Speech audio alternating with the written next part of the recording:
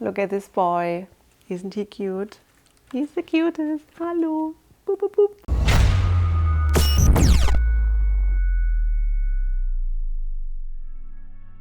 Hey guys, it's Laura from Lightning Cosplay and we are finally back with a new cosplay project. It's the first video of 2021 and I'm standing here in my workshop with a brand new fancy background, which we built a few weeks ago. But today it's not about the background, it's about the new cosplay. We have been contacted by Square Enix because they just released their remake/remaster of Nier Replicant and they wanted us to create the protagonist. And the thing I was most excited about, they also asked us to bring Emil to life and he's just so cute. We didn't have much time for this project. We worked about 4 weeks on both costumes. But if you know us, you know we are very used to work on strict deadlines, so let's just start. Emil is not going to be a cosplay which someone can wear. We wanted to get as close to the game as possible, so we built him as a statue, or let's say a puppet. We started working on his head. Ralph 3D modeled and printed it with our Zortrex M200.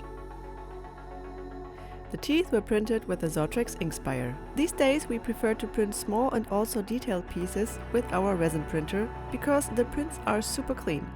We thought it would be cool if Emil could move his mouth or actually his teeth like in the game.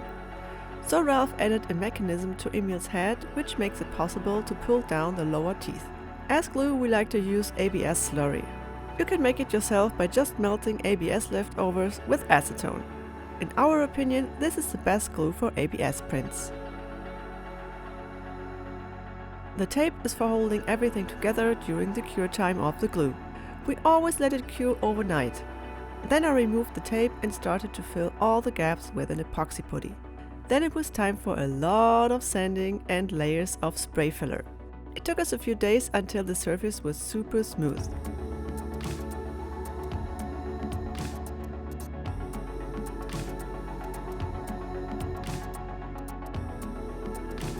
By pulling the string, Emil opens his mouth. This looks so cute! And then he was ready for his paint job. In the game, his head has a fine texture. It nearly looks a little bit like the moon. So I tried out this resin texture paste.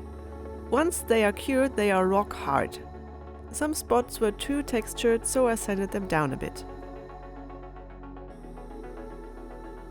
To get the special moon-looking surface, I did a lot of layers of different shades of white and grey. Took me a few hours until I was satisfied.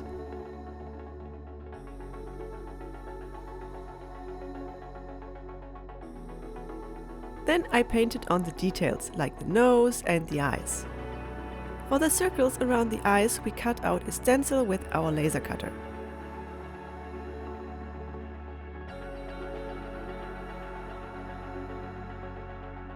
Now just the teeth were missing. And cute little Emil's head was ready.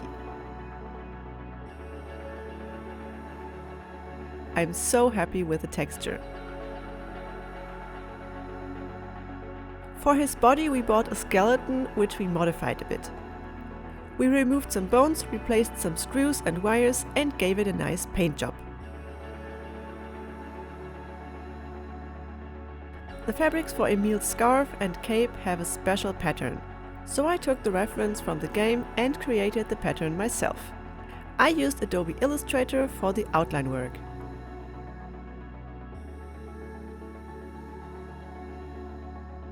In Photoshop I already added some weathering to the pattern. I did the same with the pattern for the cape. This was very detailed and took me forever, but at the end it looked so awesome. The fabric was custom printed in the UK. The shipping was super fast and I'm so happy with the quality of the fabrics and the print. Only downside, it was quite expensive. So before I started working with the expensive fabric, I made a mock-up out of cheap leftover fabrics I had in my storage.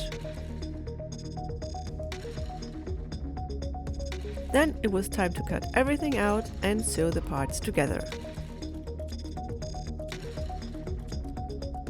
Emil's cape is quite frayed and dirty, so it was time for some weathering.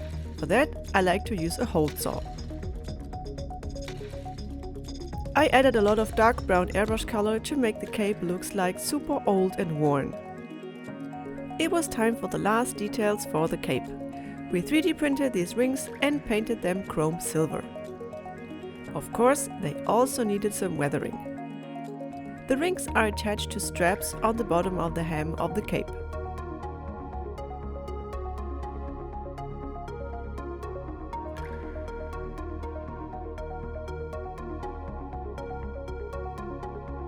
Ta-da! Now the cape is completed.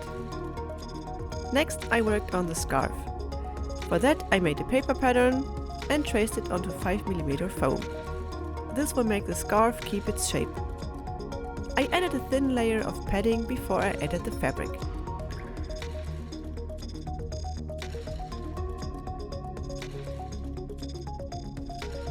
Then I just had to make the front ties.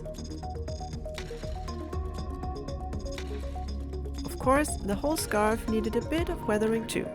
And then Emil was finally done. Look at this cute little face.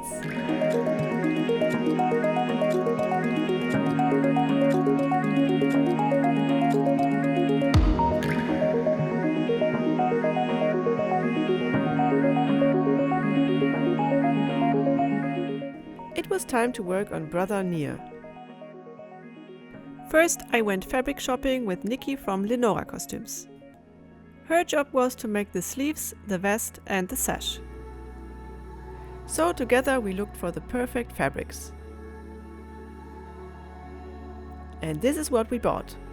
A beautiful black fur, some black fabric, a fake leather and this green cotton linen with a beautiful texture. I started working on the parts which were not so difficult to make, the white pants and the shirt.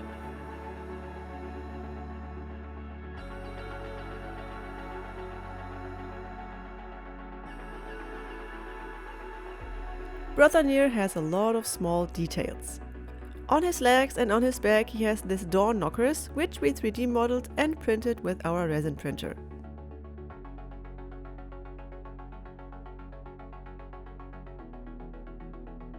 All parts were sanded and primed several times and then assembled.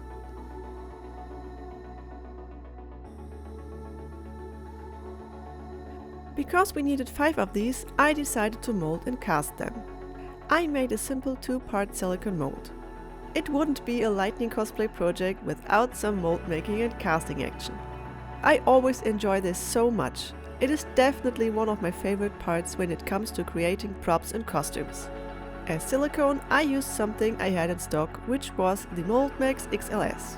I used the silicone for a lot of my recent projects because it's quite easy to work with. But this time something went wrong. Even if I put it in the vacuum chamber, there were still some bubbles left. And the keys did not turn out so good, but it's not too bad, the mold will do its job anyway.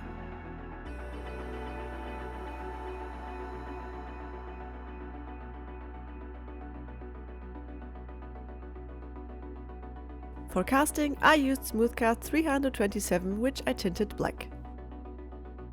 The casts turned out quite good and I just had to do a little cleanup on the seams. Then they got a nice chrome finish. And of course some weathering. They look so much like real metal.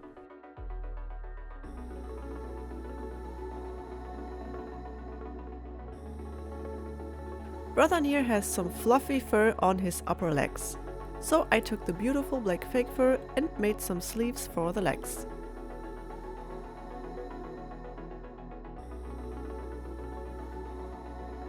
I sewed the fur sleeves and chains to the pants so they will not slip down while wearing. I also trimmed the fur a bit and gave it some weathering for more contrast.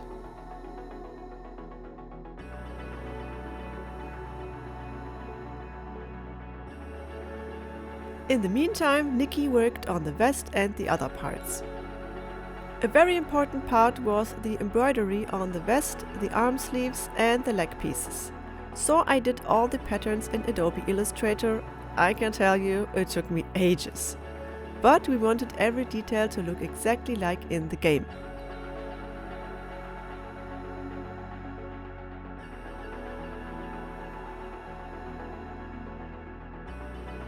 We did a fitting test and everything already looked perfectly.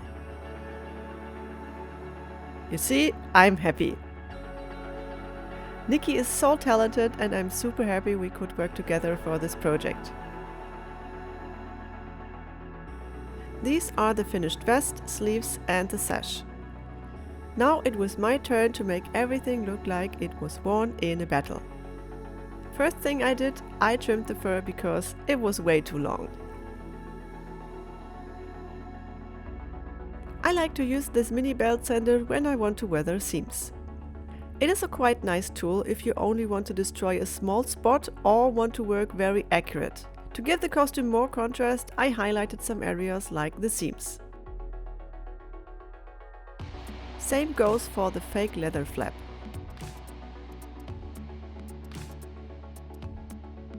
Black fur always looks a bit boring, so I dry brushed some highlights as well.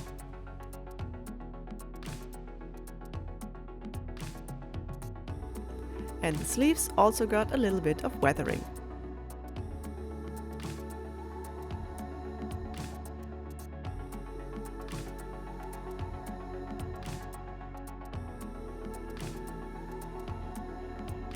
As I already said, Brother Nier has a lot of small details, especially on his vest.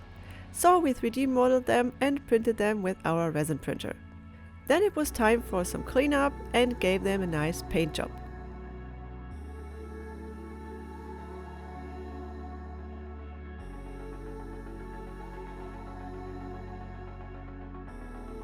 At this stage, I thought I was nearly done with the main parts of the costume, but all the details always take so much time.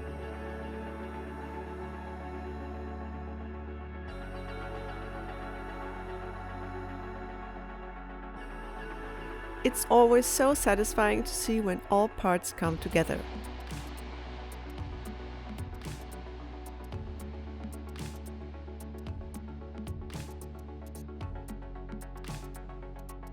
Here we have the finished vest, before and after fur trimming, weathering and adding all the details.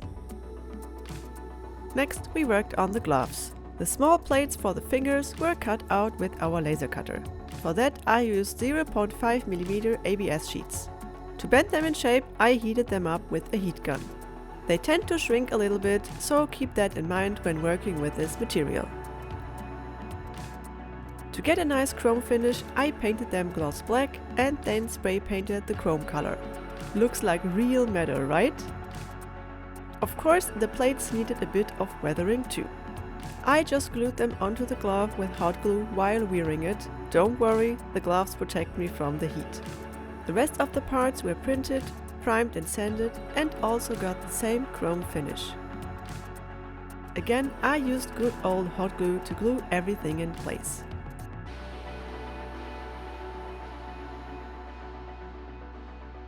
More weathering, and the gloves were done.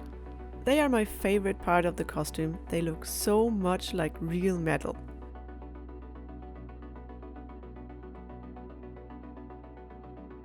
The last part that was missing was the leg armor. Ralph did an amazing job in 3D modeling them. They fit perfectly to my legs. The 3D printed parts were glued together with the self-made ABS glue. After the glue was fully hardened, Ralph spent some days with sanding and filling all parts.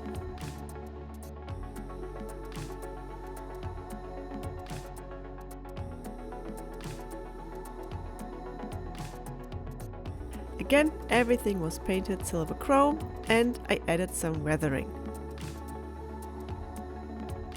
The shoe plates were connected with rivets, so the whole piece stays flexible. What I love the most about the leg armor is that you can just click the front part to the back part so you can't see any attachment. And the shoes are super comfy.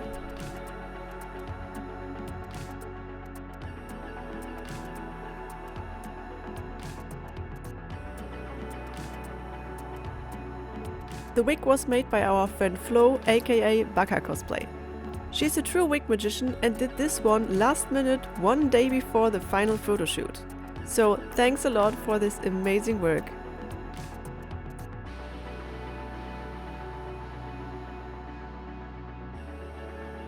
I added the last detail, the headband, and then every part of the costume was done.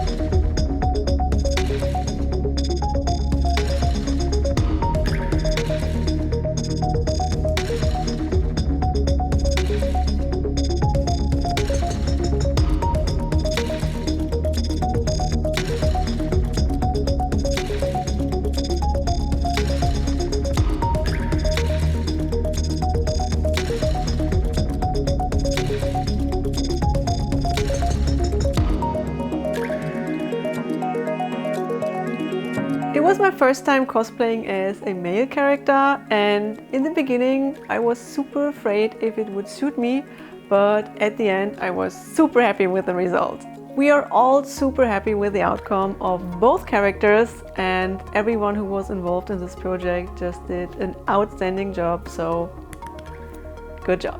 Also, thanks a lot to Square Enix for your trust. We had a lot of fun bringing these characters to life. And also thanks a lot to you watching this video. I hope you enjoyed it.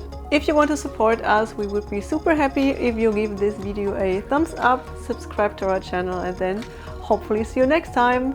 Bye bye!